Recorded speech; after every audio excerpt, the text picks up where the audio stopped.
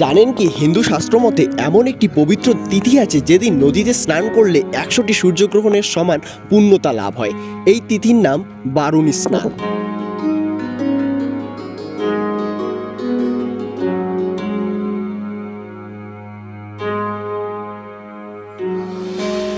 প্রতি বছর চৈত্র মাসের কৃষ্ণপক্ষে ত্রয়োদশী তিথিতে যখন শতবিশা নক্ষত্রের যোগ ঘটে তখনই পালিত হয় এই বারুণী স্নান। ত্রয়োদশী তিথি শুরু হয়েছিল 16ই মার্চ সকাল 7:58 এবং শেষ হচ্ছে আজ 8:07 17ই মার্চ। বিশ্বাস করা হয় এই দিনে গঙ্গা দেবী বারুণী রূপে নদীর জলে অবতীর্ণ হন এবং এই দিনে স্নান করলে মেলে জীবনের বহু পাপ থেকে মুক্তি এবং অসীম পুণ্য।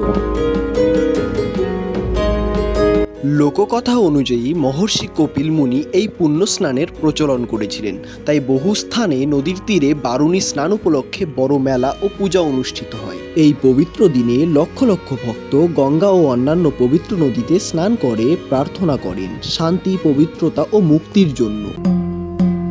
আমি আপনাদের দেখাতে চলেছি গেন্দুগুড়ির সেই বিখ্যাত বারুণী স্নান ও মেলার দৃশ্য।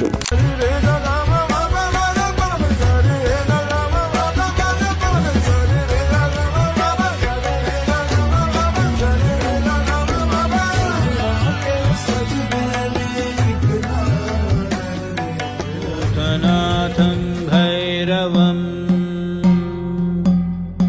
रुद्ररुद्रं महारौद्रम् उग्ररूपं